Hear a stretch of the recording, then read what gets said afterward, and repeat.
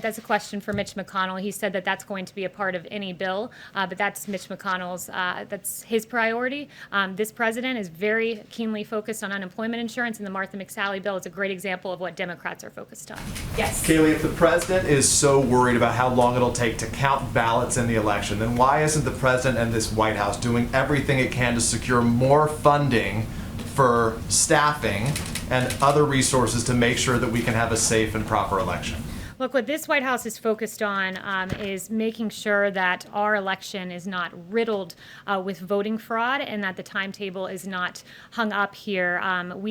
There are several lawsuits that the campaign is engaged on, and I would point you to the campaign for specifics that doesn't answer my question, though. My question is, what is the White House doing to get more resources for funding and staff to make sure, as the president says, that it will be a secure and safe election? Well, as you know, Peter, states run their elections, and it is up to states to make sure that they have the capacity. But what this White House is focused on is ensuring that what Jeffrey Toobin has said over at the New Yorker, CNN contributor notably, New York's primary vote count chaos signals trouble for November. And as he noted, you want to talk about the president, but Jeffrey Toobin himself, Democrats control the state government of New York. They are responsible for creating the fiasco that is unfolding now, and that is certain to get worse in November. States need to get their acts together when it comes to elections.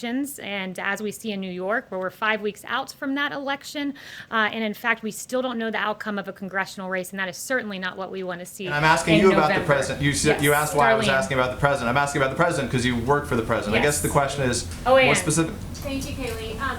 So the president's meeting this morning in a few minutes with the National Association of Police Organizations. In 2008 and 2012, they supported Barack Obama and Joe Biden. In 2016, they didn't support either candidate, and now in 2020, they're endorsing President Trump. To what does the White House attribute this change in support? Well, it's clearly a change in the Democrat Party, Jen. When you look at the polling on defunding the police, ABC News Ipsos poll, 64% oppose defunding the police. Huffington Post, 57% oppose. Rasmussen, 59% oppose. But make no mistakes, Democrats want to defund our law enforcement. It comes at a time where 64% of Americans say they are concerned that growing criticism of America's police will lead to a shortage of police officers and reduce public safety in the community where they live. The American people have seen very clearly where the Democrat Party of today stands. It's at an unacceptable place, and I think that this administration has shown great respect for our law enforcement, who every day are out there defending and protecting our streets in Democrat-run cities that have turned abundantly chaotic because of their lack of support and respect for law enforcement. Darlene. Can you explain why the White House did not counter with a comprehensive plan of its own? You said the White House was focused on two things, the unemployment insurance and evictions.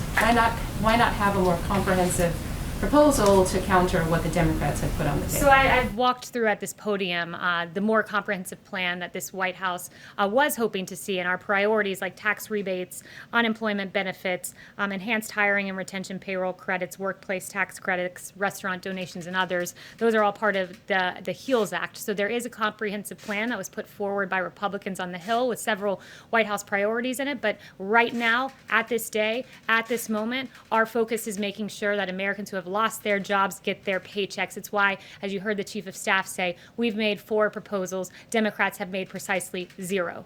Jen, about the nomination of General Tata, is the White House still behind that? The president still supports General Tata. Yes. Kayleigh, so is there anything that you agree with on the Democrats after all these negotiations? Are there any points of unity so far?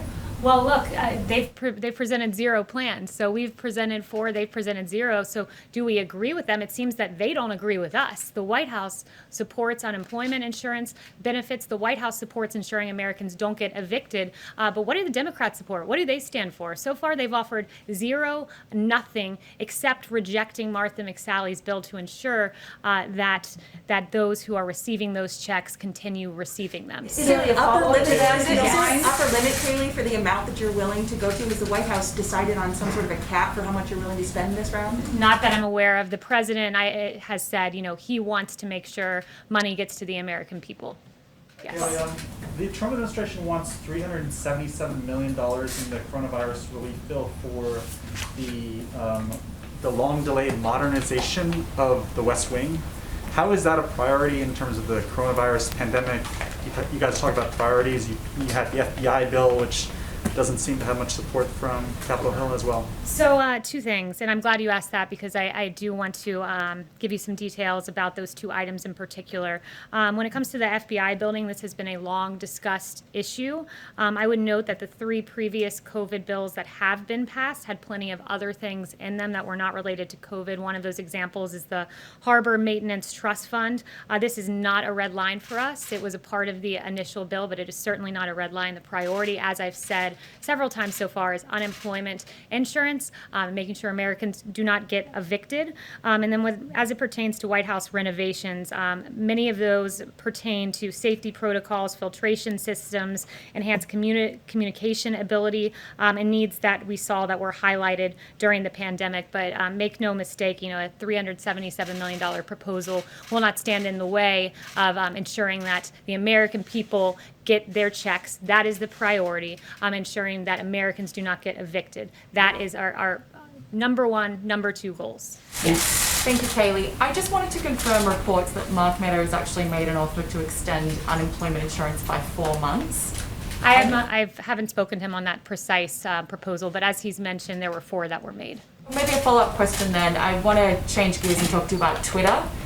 We reported yesterday that the Israeli government wrote to Twitter's CEO asking him to remove tweets from Iran's supreme leader, Ayatollah Khamenei, calling for the genocide of the Israeli people. The company refused to do that because they said that the tweets were, quote, comments on current affairs.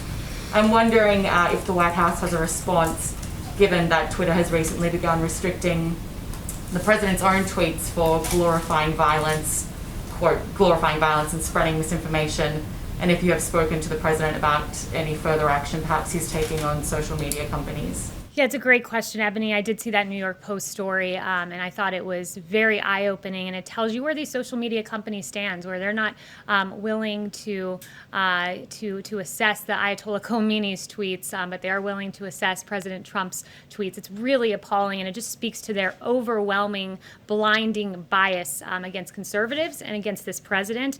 And we are taking action. The administration is submitting a petition to the FCC for proposed regulatory changes to hold social media companies accountable for their censorship.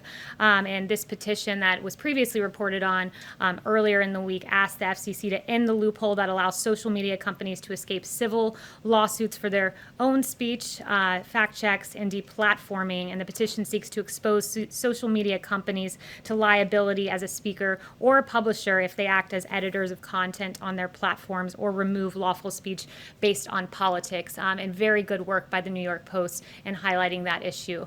Yes. Thanks. Can I follow up on Darlene's question on Tata for a minute? You said that the administration is still behind him, but are you guys considering putting him in an acting role? I have no personnel announcements other